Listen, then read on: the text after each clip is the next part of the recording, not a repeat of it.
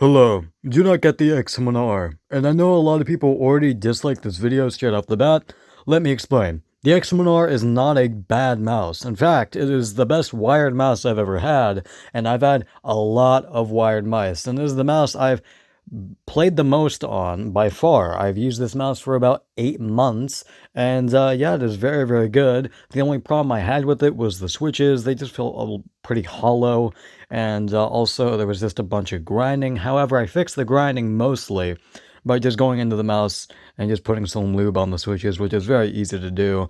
The rest of the mouse was built perfectly fine, and it was a very, very good mouse in the time that I used it. However, time that I used it.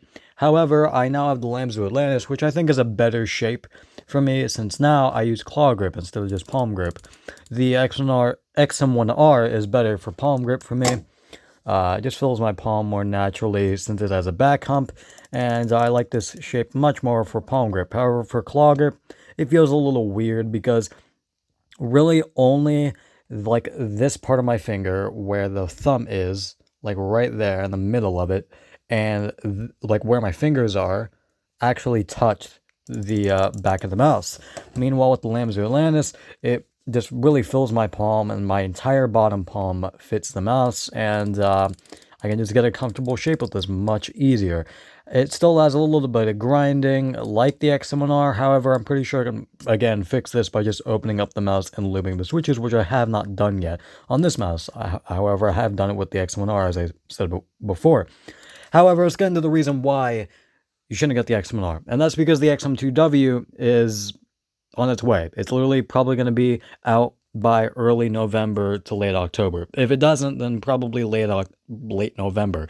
But it's looking like it's coming out decently soon, and Game Gear has spent a lot of time, a fucking lot of time, on this mouse. So it's very exciting to see. I wish they came out with a little bit of news beforehand. Like, I wish they didn't wait like 5 months to actually give news on the mouse, but I mean, they finally did, and they said that they're making new switches, and the collaboration with Kale, and they're going to be custom made for Endgame Gear, which is exciting to see because I think Kale 8.0s have done their run and just don't feel that good. The XM1R is kind of an exception because the KO 8.0s feel okay on the XM1R, and I've heard they feel very, very good even on later batches. But I feel like a lot of mice just get the KO 8.0 implementation completely wrong, and also some KO 8.0s just don't feel as good as others because sometimes, you know, KO has to like rush production because a lot of mouse companies are asking for KO 8.0 specifically, so they have to kind of rush through, and not all will be as high quality as others, and especially the implementation will highly depend on that click feeling as well.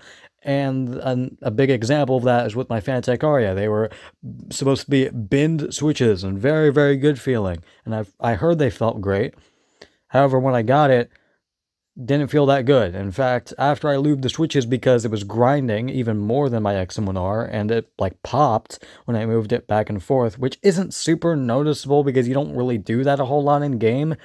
However, I sometimes do. I'm one of those weirdos that sometimes moves my finger a little bit to the left or right. Like maybe I move it like this or like that. When I game a little bit, I sometimes move it a little bit, and it's pretty noticeable when it's like popping and I can feel it. On the Atlantis, I really can't feel it a whole lot. It's slightly noticeable, but it's nowhere near as bad as with the Aria. And again, even after I lubed the switches, they just became super mushy feeling.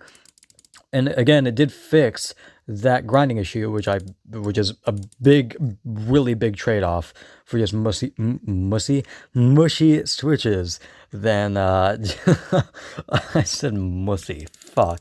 But yeah, that's basically it. Enough me fucking rambling about the Aria again, even though I already stated why I didn't like the Aria a whole lot. However, if I were to rank the XM1R, this is easily A tier. Like, again, everything is basically flawless rather than just as a cable, and the switches don't feel great, they just feel a little bit hollow. And the Lamzu Atlantis doesn't have that problem. These don't feel hollow at all, and they still feel very, very tactile. But again, there is a little bit of side wobble, and I can feel it a little bit. And there is like a little bit of popping when I fully bottom out the switches when I start to use the mouse, but it'll go away as I start to use it in game, which is a good thing, because that happens with all my mice for some reason, I don't know. even with the XM1R, that sometimes happened. So I don't know. I think it just has something to do with the desk, or I don't know, just the environment, just doing something. But anyways, that's basically it. And yeah, and also these glide very, very well. In fact, it glides a little bit too well, to the point where I probably need a new mouse pad, because it's way too fast. This is really fast. Yeah, because I have a hybrid pad, and it is a very good hybrid pad, but it is still very fast for like 55 gram weight mice or lower. It is a Razer Strider for those who are interested. And yeah, that's basically it.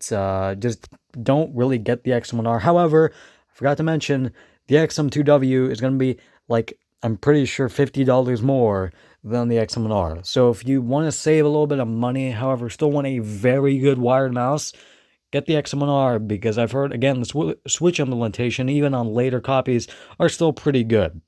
If you get lucky, of course. You're kind of gambling a little bit. Anytime you get a mouse, you're kind of gambling on if you get a good mouse or a bad mouse, or a bad copy or a good copy.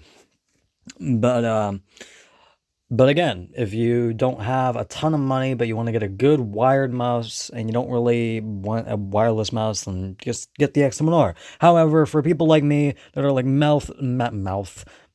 but listening to too many Neil Cicerega albums, who are interested or are enthusiasts kind of in the mouse space, then I'm just going to get the wireless one, because I mean, I'm not sure if I'm going to get it yet, because I have the Lamzu Atlantis to play with. But if I do get it, then I will be obviously making a review of it. But anyways, that's basically it, and I'll see you guys later. Bye.